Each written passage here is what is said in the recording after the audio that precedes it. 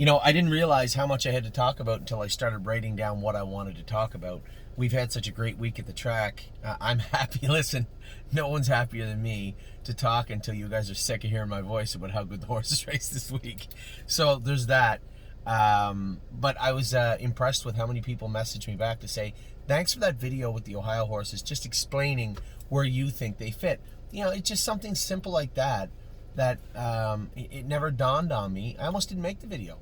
It never dawned on me that people would like to hear that, because I talk about the horses all the time, but hearing what Luke Ebersol thinks or how the horses trained today or what I thought about their race isn't the same as saying I believe this horse fits here.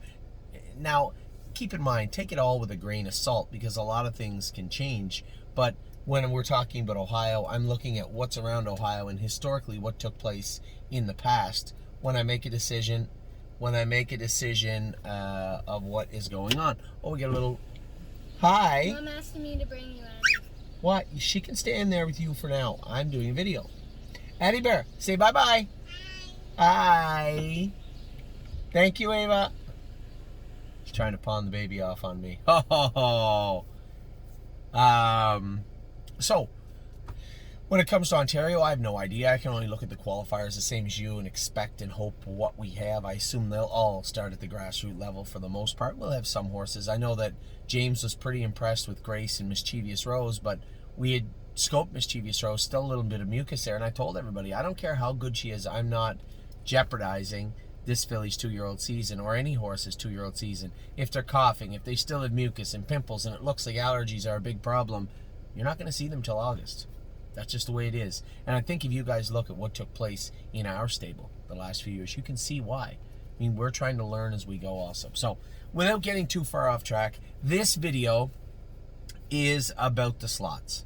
Not the slots racetracks, the slots for the Next Generation Series. We had a number of people call that had heard that we were potentially, I forget how many people watch these videos, had heard that we were going to sell our pacing slot for the pacing colt side. A couple of guys messaged me and said, I'll take it off your hands. That's very generous of you. Thank you. They said, well, we'll give you the 10 grand. I said, no. I said, our clients want 13. Well, 13. Why? Well, I don't know. We bought it in February when you were supposed to buy them in February. We're offering you at a premium, which it should be, and it should be more, at a premium to buy into the Next Generation Series. It goes for 150. I'm not comfortable bringing our colts because I don't think they can win. I would rather try and get our money back and a little bit more. You believe that you have a winner of the Next Generation for $150,000. And you got to watch your horse train down. We had to pay for our slot in February and then train our horses down. So, like many things in life, convenience comes at a premium. So, we didn't really have the guys say, if you change your mind, let us know. Listen, I'll sell the slot a few hours before the draw at 10 grand just to ensure we don't get froze out. But at the same time, I believe we will get paid a premium for it. Now, one of our clients, Preston, made a good point when we were moving ISA 10 slots. I was like, well, we should get more for that slot. Yeah, but not in-house, we're not. I'm not gouging our clients. I'm not cannibalizing one group for another. That's not going to happen. But if we're going to go outside of the stable.ca, then by all means, I feel an obligation to make sure we get paid as much as we can. So, I believe we will get the $13,000 for the slot for the pacing colts. I know there's a couple of people asking. Worst case scenario, we should be able to get reimbursed. So that's where we're at with the pacing one.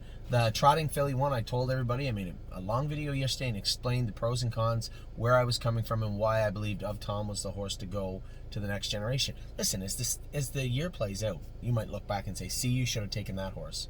You shouldn't have taken that one. You should have taken that one. No one knows. But I can only look at all the information presented to me and make a decision. Just a little recap. I said that Of Tom was the one to go because she's fluid. She trots easy. She's already been to that track. Nothing seems to bother her, and she finished up strong, 29 flat in the end of a mile, 58-1 over Scioto. It's a great mile. Now, no slouch. It was Purple Aura, 58 here, but touched her knee, touched her jack, has flip-flops on. Historically, flip-flops are not kind to our trotters at Scioto Downs on that surface. Now, they did say they changed the surface, but we didn't get to go with Purple Aura over there, did we? We could only do what we could do. Take nothing away from Purple Aura. If you were going to ask me right now who's the more powerful filly in the barn, I would have to say Purple Aura. for her to do what she did and power through what clearly were obstacles that she was facing, that was impressive the other night. She can only get better, right?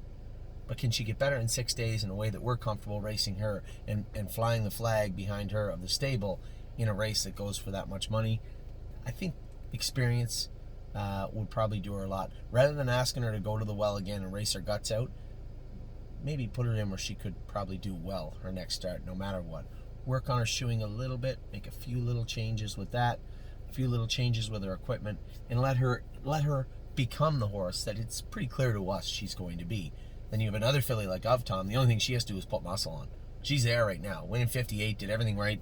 Left, stop, start, quiet, moved. She's perfect. Perfect. She moves, the way she moves is like water, right? It's one of the most fluid horses I've ever had. Not to say she's the best, not to say she's the fastest horse I've ever had, but clearly one of the more fluid animals I think I've ever trained, certainly ever driven. She's a real treat to drive. So, as John put it this morning, listen, Anthony, the fact that you have issues finding which one's the best one for the really expensive purse race next week, that's pretty impressive for the stable.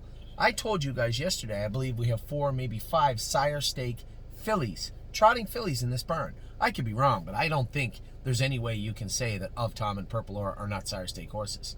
I may have to show you a little more for Sweet on Pete. And Hill of Magic. Fine, I will. Isa 10.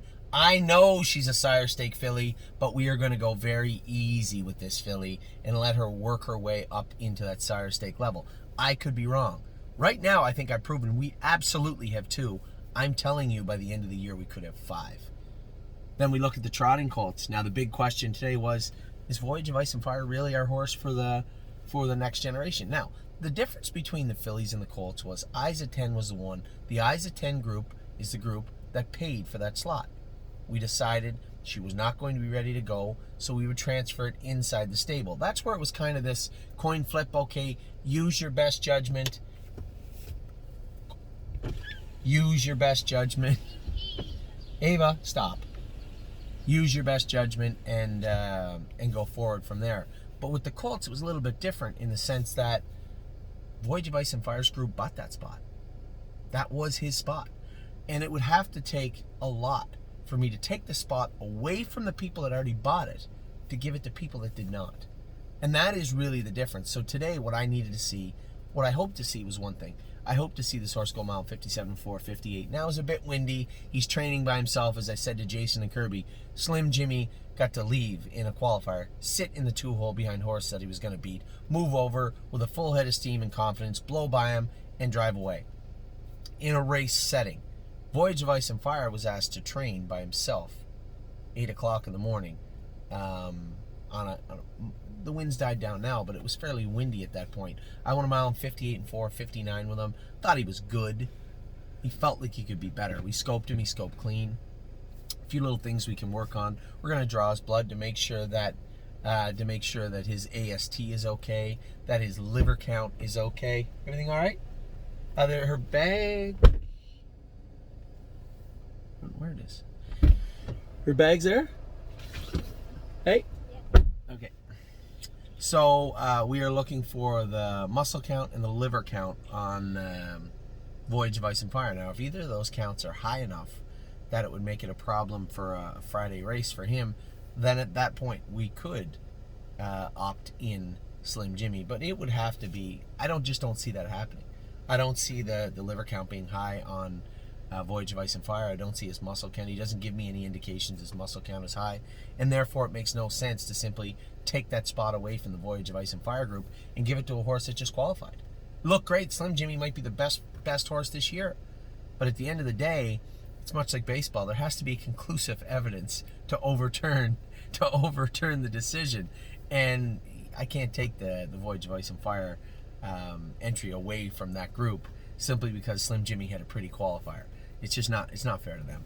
So, although I wasn't wowed today, I thought Voyage of Ice and Fire 58.4, 59 by himself, a 2-year-old trotter on a half-mile track, 8 o'clock in the morning on a windy morning, pretty good mile. But at the same time, I still felt there could be more there, and we'll work on it. So this video is dedicated to what's going on with the next generation. So, in summary, I'm going to make it as clear as I can. 2-year-old pacing slot will be sold. I fully expect we're going to get $13,000 for it. The 2-year-old trotting filly slot will be filled by Of Tom next week. The 2-year-old trotting colt will be Voyage of Ice and Fire. Now, if anything happens between now and Tuesday morning at 9 a.m., then we'll make a change or make a little deviation, but at the same time, I don't see that happening. So as of right now, we're looking at 2 horses for the next generation. We're looking at Of Tom and Voyage of Ice and Fire. So that is this video. I have lots to talk about today. Got my pulp with a little Red Bull in it. That's correct. I'll be back in just a minute to talk to all of you.